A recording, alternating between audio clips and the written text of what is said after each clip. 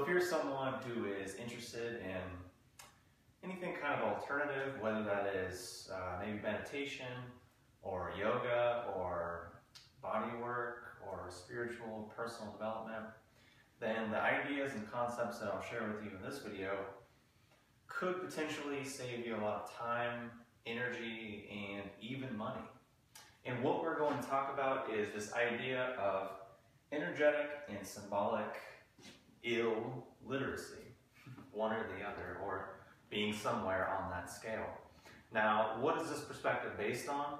It's based on really being a connoisseur of body work and alternative modalities and a student for quite a while now, for a decent chunk of my life. And I've met some really amazing practitioners, some really amazing teachers, some really just amazing people that would do things on a regular basis that most people can't even conceive of as being a real possibility, which is cool, and I feel really lucky to do that. So what I've done over the years is say, well, what separates someone who is operating at a higher caliber or producing better results or some different results than someone who kind of isn't? And this is also really, not to be a dick or anything, but maybe kind of to be one, is that pretty much we can look into the world and realize that a person can have any number of degrees. They could have gone to an amazing school, they could have written amazing books and lectured and toured the world and founded companies and have degrees and titles and money and wealth and all these external things. But they could still be energetically and symbolically illiterate. Meaning a person could pay $100,000, $200,000, go to a TCM school or acupuncture school and come out of it and not necessarily really have any experience with these realms. And that's really common in the world today. But without going into that tangent, let's talk about, well, why? What is the point of this? Why does it matter? Well, we can say, okay, what do we mean by symbolic literacy and why is that important? Because obviously we all think in symbols. Words are symbols and, we understand words.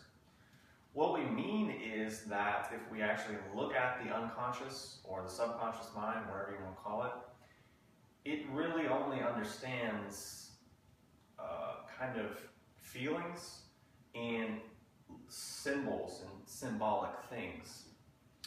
And this is often why, positive affirmations or law of attraction, these kinds of things either work or they don't work. Because if we fail to actually look at what we're working with, how it functions, and then how we can interface with that, and what that thing actually understands in the language that it speaks, then we might have some degree of success or not.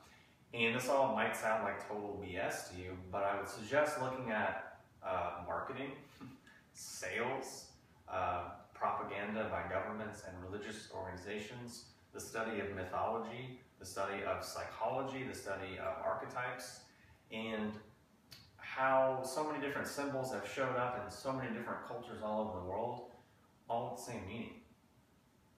So, and not to shatter another bubble, but if we look at what actually happens in life and how it happens, we think and we identify with the conscious mind. We make decisions, we do things, we're in control, we're in control of our lives. But I hate to be the bearer of bad news, but that's actually kind of bullshit. And it's not really real or true in the way in which most of us understand it or were taught to understand it. And even just a simple example, we can look at the functioning of our physical organism. Pretty much everything that keeps us alive and moves us throughout our life, we have no idea of, because this process called life, which manifests inside of us, maybe we call it the unconscious or the subconscious, or we call it the other or whatever, but that's really oftentimes what's kind of running the show. And if that thing only really understands and responds to symbols and kind of feelings, then maybe having a degree of symbolic literacy is important. Understand the symbols that we're surrounded by, the symbols that we use, and to understand the symbolic nature. Because if we do something, we consciously think, oh, well, I'm just doing it because of blah, blah, blah. It's a good idea. I heard it in a book. It feels blah, blah, blah. We have all these rational justifications. But sometimes we can step back and say, well, what is the symbolism of this? What is this communicating implicitly? Which is really what our organism is registering. All the little head chatter is just kind of bullshit when we really get down to it. So that's what we mean by symbolic literacy. And obviously, each one of these things is a massive conversation, so we're being very brief right now. The next thing is talking about the energetic, right? The energetic realm. And I don't mean energy as in like new agey hippies and crystals and drum circles and this type of shit. Because oftentimes that stuff is very disembodied and very just a mishmash and a hodgepodge of a bunch of different things. What we mean by energetic is something that we all can sense. We all have the ability to do it, some of us more than others, depending on our natural inclinations or how much time we've really focused on it. So what I mean is sensing energy in a real, tangible, visceral way. And not just being like, oh, vibes, I don't know, this and that. Because oftentimes that's just more mental chatter.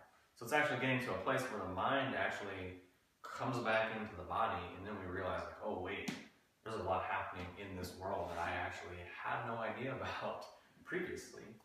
So something like that. And then going even further, if we want to take the energetic to the psychic, which is having some degree of literacy and familiarity with how we are influencing other people on a psychic realm and how others are influencing us.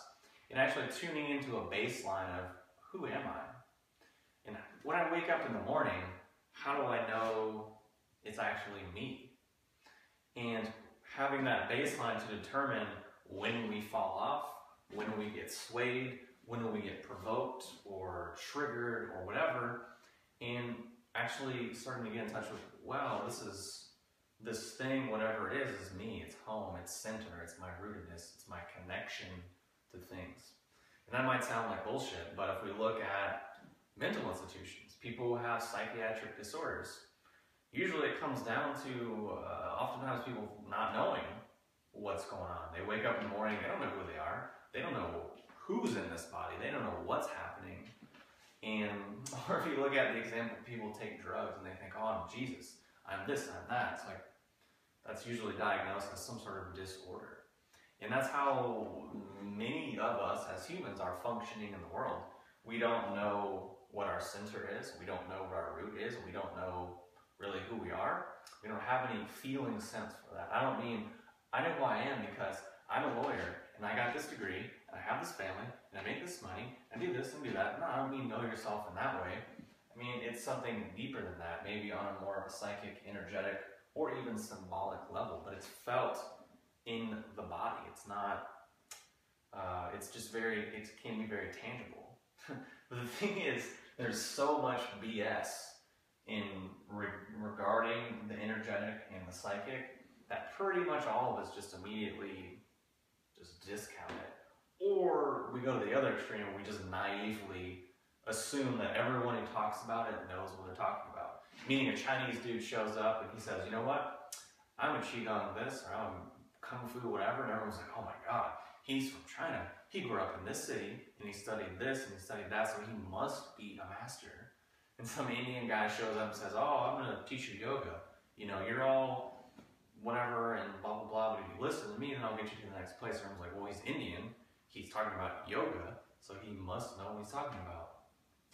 But as we said, really, if we look at the fundamental nature of reality and the mechanics or the processes and the dynamics, we typically will arrive at something symbolic, energetic, and psychic, and really this intermingling of all these things, because that's how we as a physical organism and an awareness can relate to it. That doesn't mean it actually is the thing, but it is a way in which we can interface and dialogue with it in a way. And if you don't believe me, you don't think that makes sense, there's a documentary called, I think, Kumare. It's like Kumare. It's basically this Indian guy who previously was just very, straight-laced, kind of corporate-looking dude, and then he grew his hair long, he grew a beard, and got a fake Indian accent, and went around and basically tricked a bunch of people into following him and thinking he was a spiritual master. And in the end, he reveals himself, and people were just crushed, which is hilarious. But it's because we never actually realize, like, oh wait, let's ask these questions. So how is this important? How can it save you money, time, and energy? Well, let's say you're going to go to acupuncture school. Oh, I want to learn Chinese medicine. I want to be a healer. I want to do this, I want to do that. Well, how much real self-cultivation is involved in regarding working with these realms? And yeah, we might learn techniques and external things and processes and memorize a bunch of stuff, but that's mistaking the process for the content. Or we might say, oh, I'm going to go to this healer, this body worker, this teacher, I'm going to go do all these things, which can consume time, energy, and money, all three probably. So we might want to ask, well, where is this at? And then we might ask, well, where am I at? I'm starting to ask questions and get in touch with these things and just see what happens. So hopefully this makes sense, and hopefully it resonates a little bit. And obviously nothing I have said is ultimate and final, because ideally tomorrow or sometime in the near future, I will look at this and say, well, you know what, that's kind of relevant now because I have a different, more expansive understanding, and I can talk about it in a different light. So, moment in time, a snapshot that is hopefully something that I have shared with you that can help. Yeah, that's it. Hopefully enjoy this video, and I'll talk to you soon.